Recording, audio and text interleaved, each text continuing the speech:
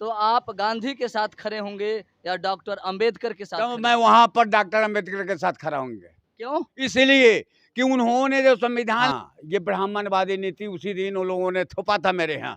जो ब्राह्मणवादी नीति को लोग मानते हैं, हमारे पूर्वज जो हैं से भोले भाले, वो शिक्षित नहीं थे। इनको मैं नीचे दृष्टि से देखता हूँ, बहुत नीचे दृष्टि से। हरिंदर भैया कौन है, कहाँ कहाँ कैसे हैं, वो नीलम दीदी कौन है, कहाँ की है, तिरंगा दिखावटी है। वह अमृत महोत्सव है या तिरंगा का अपमान है? तिरंगा का अपमान है वो। इस देश के जितने भी बाबा साहब के अनुयायी है, बाबा साहब को मानने वाले हैं, जय भीम करने वाले हैं, उनके घर में संविधान नहीं बल्कि मनुस्मृति के माध्यम से काम कराया जाता है, चाहे वो शादी हो, चाहे वो श्राद्ध कार्यक्रम हो। बदौलत आज हम लोग इस मुकाम तक पहुंचे हैं पार्टी को।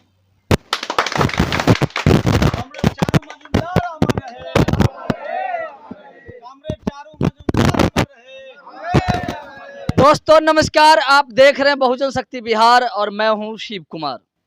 मैं अभी कहीं और नहीं हूं, मैं अभी वैशाली में हूं, जिस वैशाली को लोकतंत्र के जगत जननी के नाम से जाने जाते हैं, उसी वैशाली को भगवान महावीर के जन्मभूमि के नाम से जाने जाते हैं, उसी वैशाली को भगवान बुद्ध के कर्म भूमि के नाम से जाने जाते हैं। मैं उसी वैशाली के पातेपुर में हूं और आज 28 जुलाई है। 28 जुलाई को कॉमरेड चारू मजूमदार, उनकी जो है से आज ही के डेट में हत्या किया गया था।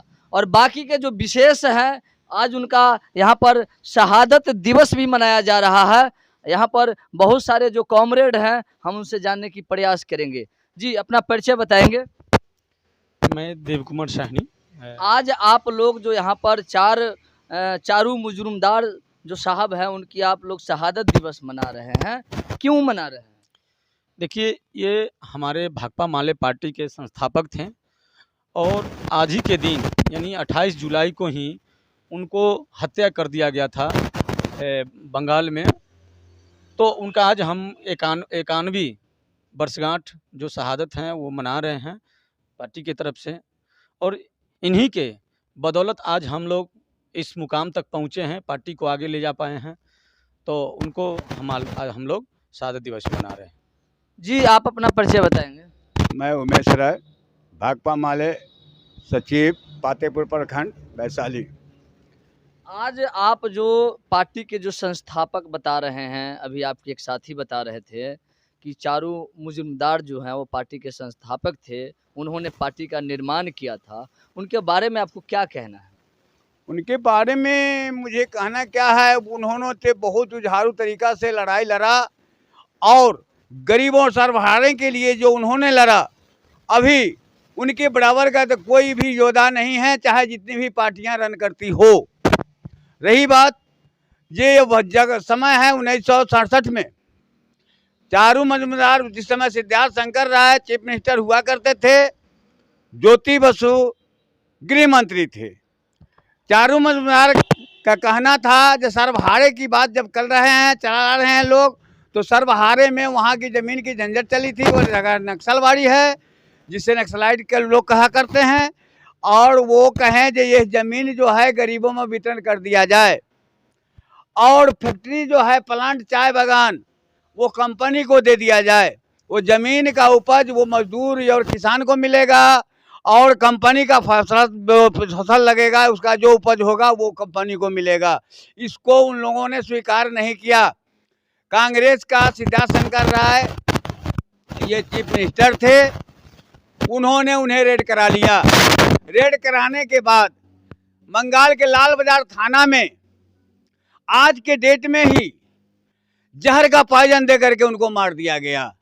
इसी के लिए करके आज हम लोग उनकी शहादत दिवस को मना रहे हैं। 91 शहादत दिवस हुआ और 51 और आज उनके बताए हुए रास्ते पर चल करके ही हम लोग आगे बढ़े हैं। और भाकपा माले को लेकर के इतना लगे कि पूरे बिहार नहीं, देश में हम छा चुके हैं।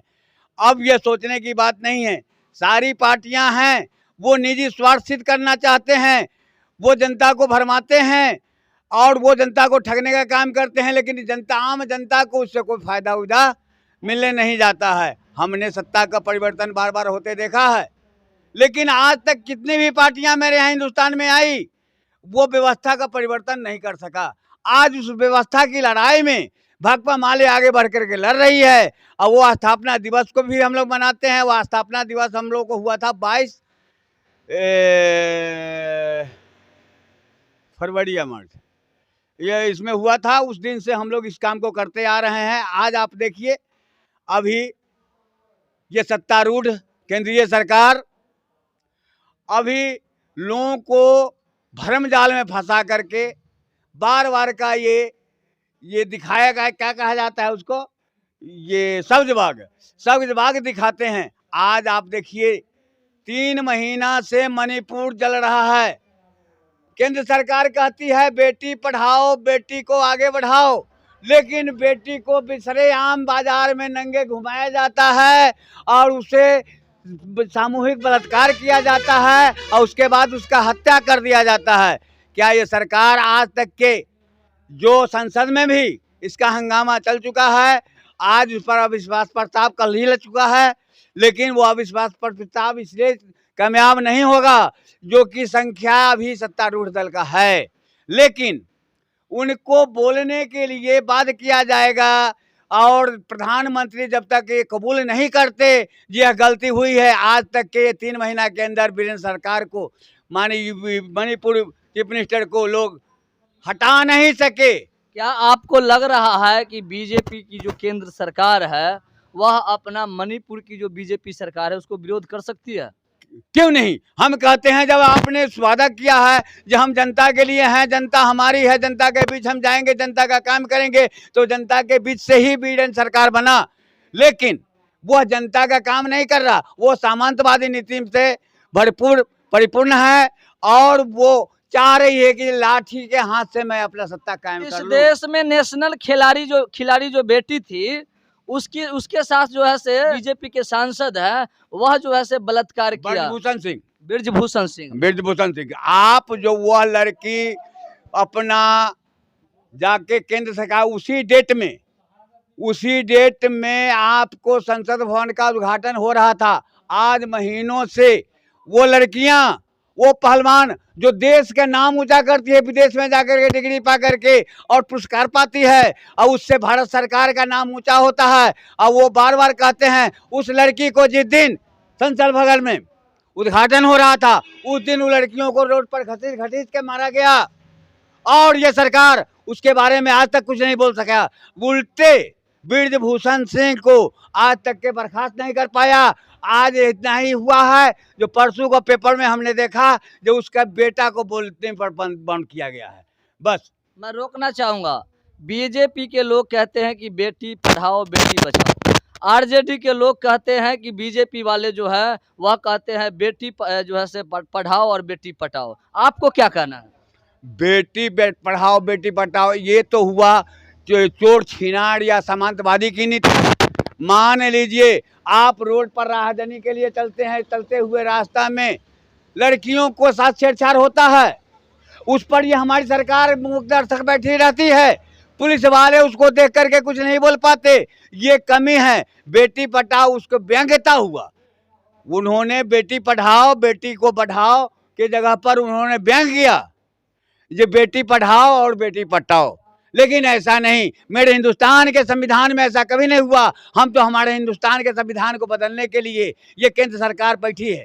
जब मैं रोकना चाहूंगा, आप जो है से संविधान को मानते हैं या नहीं मानते? मैं संविधान को ना मानता तो मैं अपने संविधान के लिए इतनी बड़ी लड़ाई को नहीं छेड़ता। अगर आप संविधान को मानते हैं तो संविधान के किस पेज में लिखा हुआ है हिंदुस्तान? किस पेज में हिंदुस्तान? हिंदू और मुसलमान का सरकार का बंटवारा उस समय हुआ था जिस समय हिंदू सरकार नेपाल बना, न कि हमारा देश भारत जो है धर्मनिरपेक्ष, हमारे यहाँ सभी धर्म का मान्यता है। सब हिंदू मुस्लिम सिख ईसाई सब आपस में भाई भाई का नारा गांधी जी दिए थे। और मेरे यहाँ बहुत सारे धर्म हैं, बौद्ध धर्म, जैन धर्म, ईसाई धर्म, इस्लाम धर्म, हिंदू धर्म। लेकिन ये केंद्र सरकार जो है सिर्फ हिंदू धर्म थोप कर सभी धर्मों को विनाश कर भीमराव अम्बेडकर का लिखा हुआ संविधान को बदल कर वो चाह रहे हैं मनुवादी स्मृति। मनुवादी स्मृति आज से 3 साल पहले राजाओं का सरकार राजतंत्र कायम करना, जिसको कि आपने देखा चोल वंश से सिंगोल मिल गया, जो कि वो राज्य समाप्त हो रहा था और हमारे यहाँ लोकतंत्र कायम हो रहा था। उस समय नेहरू जी को वो एक क्या कहा जाएगा उसको, सिंगोल, तो चोल वंश से उनको दिया गया था गिफ्ट में, जो कि एक पुस्तकालय में रखवा दिया गया, जो आज लोकतंत्र का मंदिर है, जिसको लोग सारे पूजा करते हैं, उसी पर मेरा देश चलता है। उसमें उसको चोल वंश को लेकर के चोर वंश ने स्थापित कर दिया। उस चोर वंश को मार भगाने के लिए हम लोग आगे बढ़ चुके हैं। चोर वंश कौन है? चोर वंश केंद्र की सरकार है। केंद्र की सरकार है। हाँ, कैसे? और नरेंद्र मोदी की सरकार है। कैसे कहते हैं आप चोर है वो? इसलिए चोर कहते हैं जो बाहर बाहर सच बात दिखाते चलता है, विदेशों में जाकर के अपना नाम ऊंचा करता है। अब मेरे देश में आग लग रहा है, मेरे गांव में आग लग रहा है, लड़कियों की आबरू लूटा जा रहा है, उसको हत्या कर दिया जाता है, इसलिए मैं उसे चोर वंश कहता हूँ। आप भारत की जो संविधान है उसमें हर जो है से हिंदुस्तान शब्द कहीं नहीं लिखा हुआ है। आप लोग हिंदुस्तान हिंदुस्तान क्यों बोलते हैं? हिंदुस्तान लोग उन लोगों का मनुवादी स्मृति का विचारधारा है, फिर लेकिन भारत आप एक तरफ मनुवाद का विरोध करते हैं कि मैं मनुवाद की संविधान को नहीं मानता, उसकी मनुस्मृति को नहीं मानता, फिर उसके जो दिए हुए शब्द हिंदुस्तान है उसको आप क्यों मानते हैं? चंद मुट्ठी भर लोग, हिंदुस्तान पाकिस्तान का बंटवारा जो हुआ था, इसलिए इसे लोग हिंदुस्तान कह दिए थे, न कि उसका अंग्रेजों ने नाम इंडिया रखा था। अब मेरे देश का आर्यावर्त, आर्यावर्त के बाद मेरे देश का नाम भारतवर्ष है। भारतवर्ष लोग जानते हैं। एक सवाल है, मेरा सवाल यही है कि आज़ादी की दौर में गांधी भी लड़े, अंबेडकर भी लड़े, बहुत सारे जो है से महापुरुष लड़े।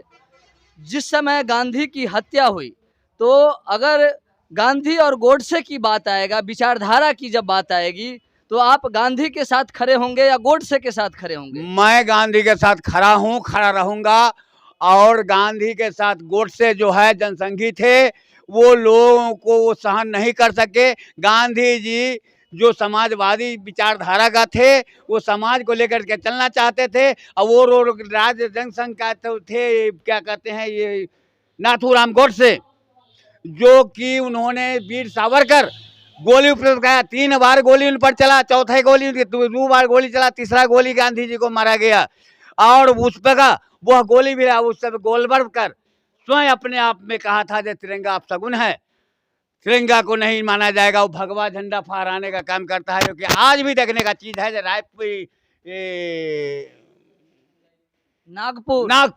नागपुर में जाके देखा जाए, जो भारत माता के हाथ में भगवा झंडा लहराया गया, इसका विरोध करने वाला कोई है क्या? 2007 तक मोहन भागवत आरएसएस 2007 तक जो है से वह तिरंगा की जगह पर भगवा लहराए हैं। और वह व्यक्ति जो है से झंडा, जो तिरंगा की अमृत महोत्सव की बात करते हैं, अमृत महोत्सव की बात करते हैं। और घर घर पर जाकर के कम्युनिस्ट, दुनिया दीवाने जितनी पार्टियां हैं, सबको छोड़ के सब मजदूरों के घर में जाके टंगवा देने का काम किया। तिरंगा वह तिरंगा दिखावटी है, वह अमृत महोत्सव है या तिरंगा का अपमान है? तिरंगा का अपमान है। वो तिरंगा का अपमान हुआ। एक सवाल है, मैं रोकना चाहूंगा। आप गांधी बनाम अंबेडकर की विचारधारा की बात आएगा, तो आप गांधी के साथ खड़े होंगे या डॉक्टर अंबेडकर के साथ? तो मैं वहां पर डॉक्टर अंबेडकर के साथ खड़ा होंगे। क्यों? इसलिए कि उन्होंने जो संविधान लिखा, जो संविधान को उन्होंने बनाया, वो आज मेरे देश में ही नहीं विदेश में भी लागू होता है। रह गई बात जब उनके संविधान को उखाड़ फेंकने के लिए ये हिंदू धर्म को मानने वाले, विश्व हिंदू धर्म का पहला श्यामा मुखर्जी, इन लोगों ने विचार किया जो इनको उखाड़ फेंकने का दूसरा रास्ता कौन होगा। वही बात था जो गांधी जी का अपमान हुआ। अंत गांधी जी भी गलत किए, लेकिन वह गलत नहीं किए जिसमें कि अपने देश को बिगड़ी कर दें। मैं रोकना चाहूँगा। एक सवाल और है, मेरा सवाल यह है कि आप अंबेडकरवादी है और अंबेडकर को मानते हैं। बाबा साहब अंबेडकर ने 1927 में मनुस्मृति को जलाया था, और आज इस देश के जितने भी बाबा साहब के अनुयायी हैं, बाबा साहब को मानने वाले हैं, जय भीम करने वाले हैं, उनके घर में संविधान नहीं बल्कि मनुस्मृति के माध्यम से काम कराया जाता है, चाहे वो शादी हो, चाहे वो श्राद्ध कार्यक्रम हो। हाँ, ये ब्राह्मणवादी नीति उसी दिन उन लोगों ने थोपा था मेरे यहाँ। जो ब्राह्मणवादी नीति को लोग मानते हैं, हमारे पूर्वज जो हैं से भोले भाले, वो शिक्षित नहीं थे, बुद्धिजीवी नहीं थे, वो उस बात को स्वीकार कर लिए। ये ब्राह्मण है, चाहे ब्राह्मण का बेटा सारे रोड पर घूमते हों, भिखारी हों, वो पूजा करा सकते हैं, लेकिन कोई विद्वान को पंडित नहीं माना जाता है। ये ब्राह्मणवादी नीति हमारे यहाँ थोपा गया, न कि ब्राह्मणवादी नीति हमारे यहाँ होना चाहिए। एक सवाल और है मेरा, आखिरी सवाल है। सवाल यह है कि अभी जो चल रहा है हरिंदर भैया और नीलम दीदी, इसे आप किस दृष्टि से देखते हैं? इसको मैं नीचे की दृष्टि से देखता हूँ, बहुत नीचे दृष्टि से। हरिंदर भैया कौन है, कहाँ कहाँ कैसे हैं, वो नीलम दीदी कौन है, कहाँ की है, वो मैं नहीं जानता। ये एक नीति जो है उन्होंने अपनाया, जो आज जिसको कहते हैं जो ब्राह्मणवादी नीति को अपनाया गया, उसमें जितने भी देखिएगा आज जग प्रताप हो रहा है, सब गरीब का बच्चा, चमार दुसाद मुसहर गुआर का बच्चा जा कर के कलश उठाते हैं और कलश लेकर के जाते हैं। लेकिन जो ब्राह्मण भूमिहार जो इस नीति को लागू करने वाला है, उसका कोई बेटी जाता हो तो हमको जाके बताए हमको। इसलिए ब्राह्मणवादी नीति का मैं खिलाफ करता हूँ, खिलाफ करता रहूँगा। इसके लिए चाहे जितनी भी कुर्बानी देना पड़े, हम लोगों के लिए कम होगा। तो मैं बताना चाहूँगा, अभी हमारे बीच जो अभिभावक थे, इनका खुली तौर पर कहना है कि पहला पीढ़ी जो है वह पाखंड होता है, दूसरा पीढ़ी जो है वह परंपरा मानते हैं, तीसरा पीढ़ी जो है वह संस्कृति मानते हैं, और चौथा पीढ़ी जो है वह धर्म मानते हैं। और इसी तरह इस देश में होता हुआ आ रहा है, और 85% के लोग जो हैं वह पाखंड, संस्कृति, परंपरा और धर्म की चक्कर में पड़े हुए हैं। बने रहिए मेरे साथ और देखते रहिए बहुजन शक्ति बिहार। जय भारत, जय संविधान।